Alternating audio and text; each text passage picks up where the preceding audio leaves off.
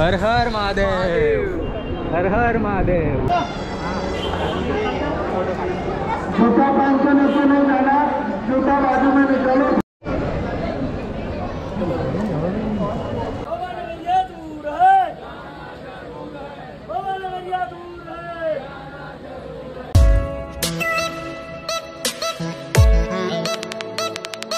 नमस्कार मित्रांनो, स्वागत आहे तुमचं परत एकदा आपल्या यूट्यूबच्या एका नवीन व्हिडिओमध्ये। तर मित्रांनो, आम्ही चाललोय त्र्यंबकेश्वरला आणि आता पोहोचलोय समृद्धी महामार्ग। तर आपले काय लोक बघा, मागं जाम खुश आहे, आशिक पण बसले मागं। वाट लावू समृद्धी मार्गाचा पहिला टोल आलेला आहे। हिंदू हृदय बाळासाहेब ठाकरे महाराष्ट्र समृद्धी महामार्ग वरती लावलेला आहे बोल्ड आणि पहिला टोल आम्ही क्रॉस करतो। फास्टॅग फ्री असेल ना आपल्याला? आम्हाला फ्री आहे, कारण आमची महाराष्ट्र शासनची गाडी। काय रे, फ्री आहे का आपल्याला? फ्री पाहिजे का? फ्री पाहिजे, पण नाही। समृद्धी महामार्गाला आले ना तुम्ही तर 120चा स्पीड आहे लास्ट, त्याच्यावरती नाही जाऊ शकत, गेल्यावर फाईन आहे।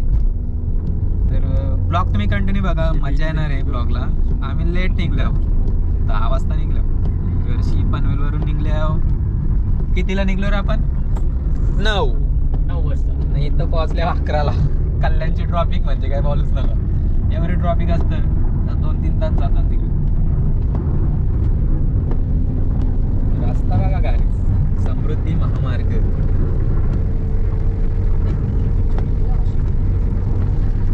लोक बसल्यान मागे एकदम निवांत। आशिक पण आहे मागे, आशिक तुम्ही बघू शकता, आशिक मागे। आशिक काय बोलतो? आशिक काय बोलतो? आशिक बोलतो की आपण पोचल्यावर बोलू, काय त्याचा लफडा झालेला आहे वाटतं। आयटम गेली वाटतं सोडून, वाट लावली त्याची, वाट लावतो आता तिकडे जाऊन वाट लावणार आहे। आशिकी करणार आहे वाटतं 4 का 3 4 करणार आहे आशिकी 4। नंतर बघू यार म्हणतोय तो, यार बिना जीना कार असं मग त्याचं म्हणणं आहे। तू काहीतरी बोल रे, दोन शब्द काहीतरी बोल। नंतर म्हणजे काहीतरी काय, नंतर का मंत्र बोलशील? आता जरी बिझी आहे, आता आशिकी थोडा बिझी आहे, काहीतरी विषय त्याचा वेगळा आहे बघा। आकाश काय बोलतो भावा? काय ना बाबा, आता जरा बरं वाटतं समृद्धीवर। पोटाचा पाणी आणि हाडांचा फुलकुला झालता सगळं झालंय। तुझा काय बोलतो बाला? तुझा काय म्हणणं आहे? बालाचा आहे 1 लाईक बस। गाईज आम्ही फुकांडीला मिक्स करतो, आमच्या फुकांडी ज्याला मिक्स करतो। आले असता तर त्याला सागरी जरा तोराला लावली असती।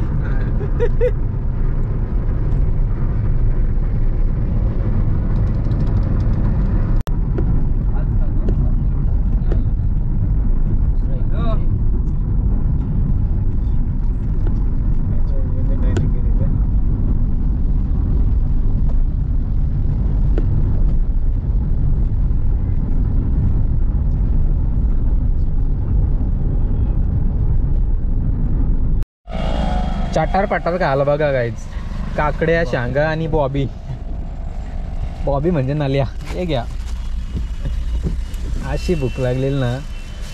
एक हॉटेल नाही समृद्धी मार्गाला, एक पण हॉटेल नाही, नाही पेट्रोल पंप। तुम्ही जर ट्रॅव्हल करत असाल ना, सगळा घेऊन ये तिकडून घरशी। आता आम्हाला टोल ना किंवा भेटला काहीतरी। उपाशी मित्रमंडळ आहे, उपाशी मित्रमंडळ गेलं तर फ्रेश व्हायला। फ्रेश बॉबी उपाशी मित्रमंडळ मंडळ। चला बॉबी खाऊन घ्या आता। काकडी खातो मी, माझा प्रोटीन आहे जरा काकडी, मी खातो काकडी। काय बॉबी खाता हो? नाल्या काय बघा, एक नंबर। आता आलो पेट्रोल भरायला, पेट्रोल पंपावर। CNG फुल गेली ती पडग्याला, संपली थोडी, 2-3 गाड्या आहेत। त्र्यंबकेश्वरपर्यंत पोहोचू एवढी CNG नक्की आहे आमच्या गाडीमध्ये। आम्हाला नंतर जायचे नाशिकला, तर पेट्रोल फुल करू, दर्शन घेऊ ना डायरेक्ट नाशिक।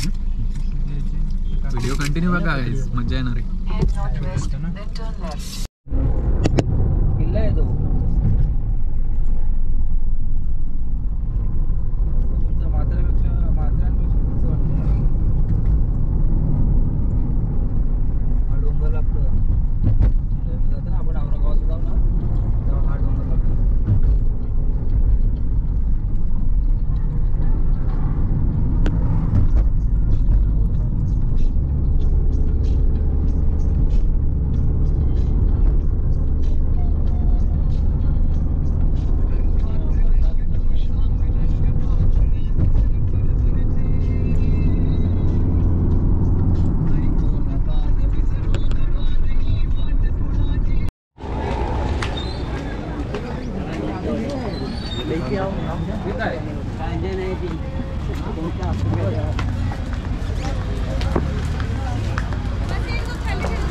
हर हर महादेव, हर हर महादेव. हर हर महादेव. तर गाईज त्र्यंबकेश्वरला पोहोचलो आता मंदिराजवळ. इथून फक्त 2-3 मिनिटावर मंदिर आहे आणि संडे पण आहे. बरीच लोक आल्यात दर्शन घेण्यासाठी. आता आम्ही पुढे जाऊन बघू किती लोक आहेत. कारण इन्क्वायरी केली तर संडेच्या दिवशी 5 ते 7 तास दर्शनासाठी लागतील आणि पैसे देऊन पण दर्शन आहे 200 रुपयाने. तिथे 2 तास लागतील असं आम्हाला सांगितलं. आता मंदिराजवळ जाऊन बघू आधी किती टाईम लागेल. आपण एक महादेवाचा बेल आणि गुलाबाचं फूल घेतलेलं आहे. जास्वंदीची फुलं आहेत. हर हर महादेव, हर हर महादेव, हर हर महादेव.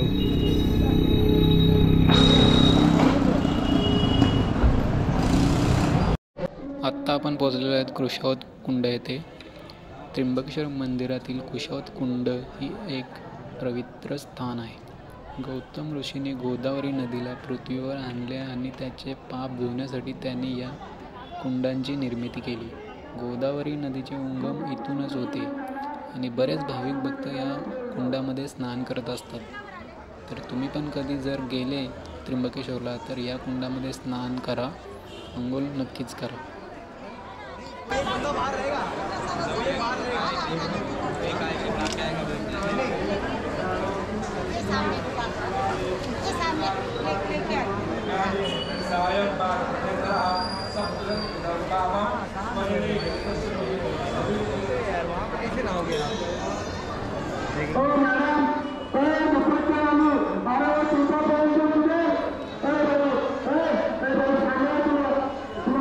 संपले.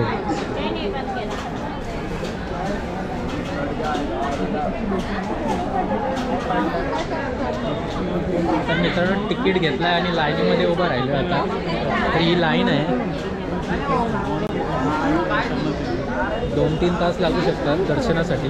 आता बघू दर्शनासाठी किती लाईन टाईम लागतो.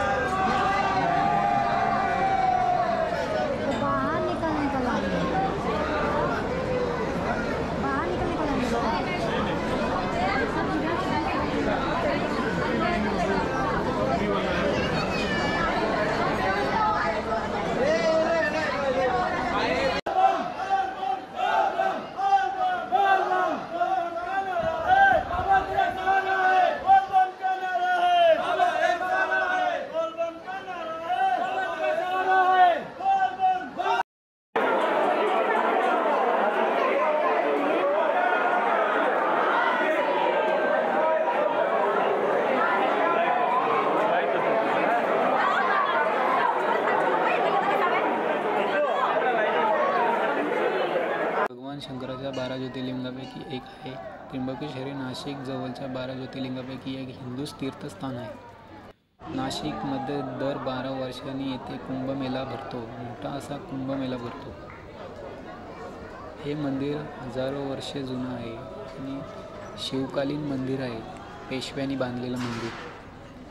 ब्रह्मगिरी पर्वताच्या निसर्गरम्य परिसरात वसलेल्या त्र्यंबकेश्वर हे तीर्थस्थान असल्याने येथे 12ही महिने भाविकांची मोठ्या संख्येने गर्दी असते. श्रावण महिना आहे. श्रावण महिन्यामध्ये ही गर्दी अधिकच वाढते आणि आता 2-3 दिवसांनी श्रावण चालू होणार आहे तर गर्दी ते आणखीन वाढेल. तर शनिवार, रविवार, सोमवार ही गर्दी जास्त असते. जर तुम्हाला पटकन दर्शन घ्यायचं असेल तर तिथे VIP पाससुद्धा आहेत अवेलेबल. VIP पास घेतला तर तुमचं लवकर दर्शन होऊ शकतो. आणि हा आहे दरवाजा समोरच. लेफ्ट साईडला पण अजून एक दरवाजा आहे. आतमध्ये गेल्यावर तुम्ही तिथे विधी, पूजा, अभिषेक वगैरे करू शकता. तुमची काय विधी करायची असेल ते पण करू शकता.